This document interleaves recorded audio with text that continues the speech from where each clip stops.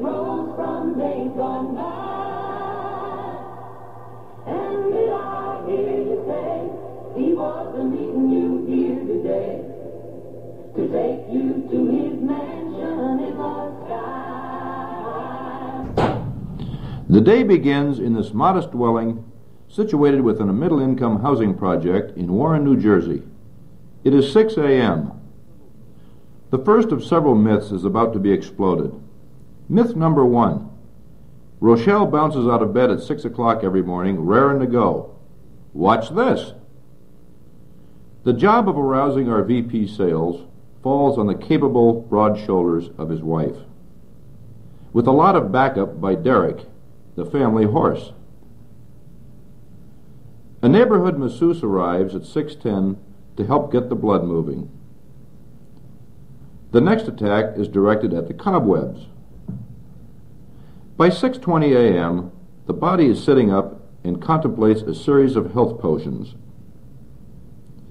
By 6:30, our hero is struck with a happy thought. He calls his secretary at home to find out if this is one of the days he works. Unfortunately, this is a working day. The aching frame of J.L. Rochelle reluctantly propels itself from the comfort of the nuptial pad and soon finds the safety of a chair. Next comes the beautification process, starting with a rough tune-up of the upper torso. Following a hot shower, you will notice the eyes are beginning to focus. Profit-oriented at all times, Jim next continues his personal vendetta against the excess inventory of Babyface. In minutes, he is truly glistening. And then, damned if he is going to be the only one up at this ridiculous hour, Rochelle sounds reveille for the family. As in most households, there is always one who has to receive a follow-up call. It is time to get outfitted for the day, which brings us to myth number 2. Rochelle has an unbelievably large wardrobe. Not true at all. There are a mere 64 suits to choose from. Only 119 ties. Approximately 23 pairs of shoes. This tiny dresser contains all his shirts. And this one small bureau for colored jockey shorts.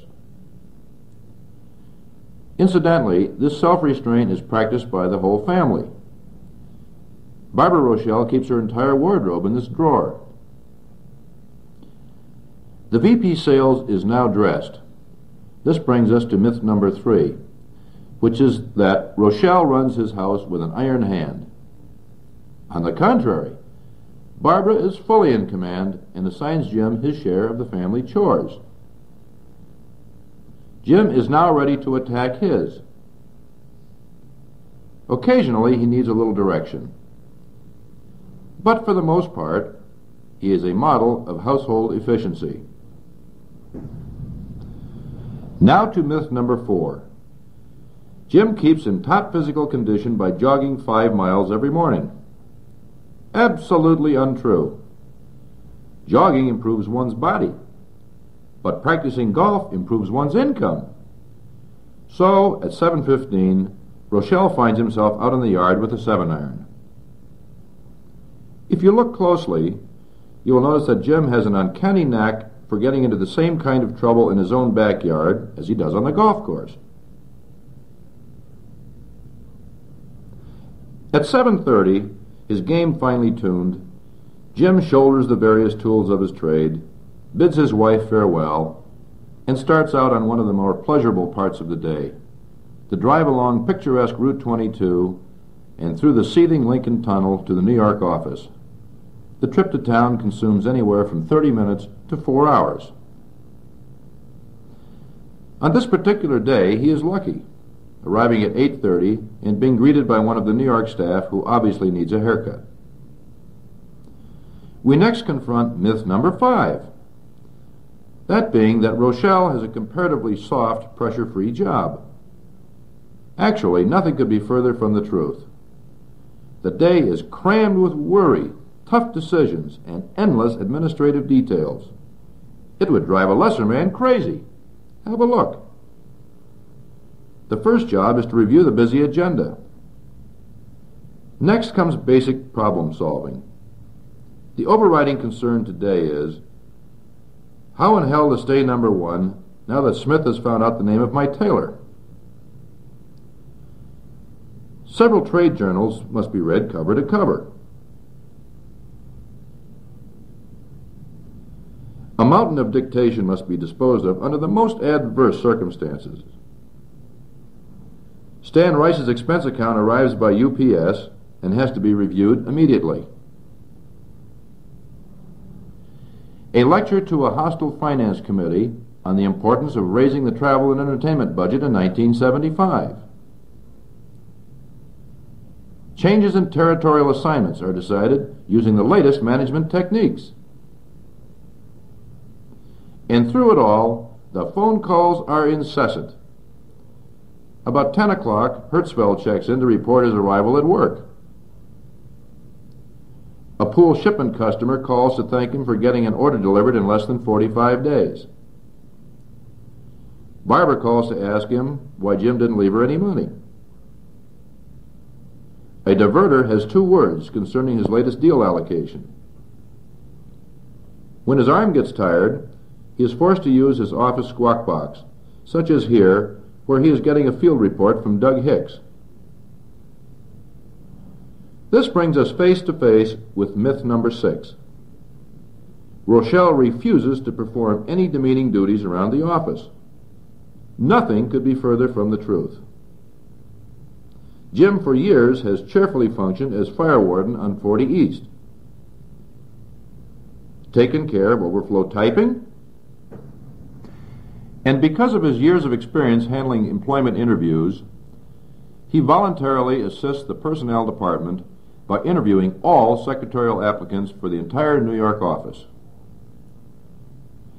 He uncomplainingly waters the plants, and when called upon, tests new products. Here he tries out new arid brush-on antiperspirant. This batch proved to be a little on the tacky side. And now to myth number 7, which is, Rochelle really doesn't give a damn about the men out there on the firing line. A pure pack of lies. Jim literally spends hours handling employee grievances. Here he is giving thoughtful consideration to a series of complaints about deal allocations. He responds sympathetically to all requests for salary increases. His concern for the bodily comforts of the men is exemplary.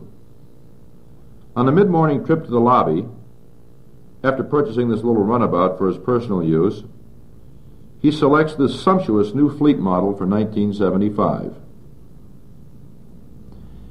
And exactly at noon, prior to heading for a light snack at the Plaza's Oak Room, he faces south to Cranberry, where he knows Joe Ruddy is about to settle for a mere peanut butter and jelly sandwich at Over the Bridge. It is very touching. Myth number 8 is truly a joke. That is that Rochelle is letting his mind, body, and physical appearance go to hell. An absolute sham. Immediately after lunch each day, Jim gives up smoking.